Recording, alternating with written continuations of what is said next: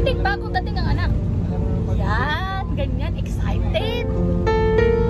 Yan po ang tatay ko. Pag dumarating ako, dead na, diyan ka na pala. Ganun lang, parang galing lang ako ng Makati. To Cavite. Happy ka ba, tatay? Happy ka sa sasakyan? Ano mo? Sagot mo? Hindi, happy ko. Putang ina niya. Kakaasar to. Sigurado bukas. Happy! Try ka sa video. Happy ka ba tayo? Happy! Happy lang siya. Puso, kapamilya, kaibigan. Ay, problema ba yun? Ba't ka nagmumura sa vlog ko? Bawal magmura. Tama yan tayo, gano'n. 1, 2, 3. 1, 2, 3. Hindi ko pwede. Nag-request ako ng extra bed para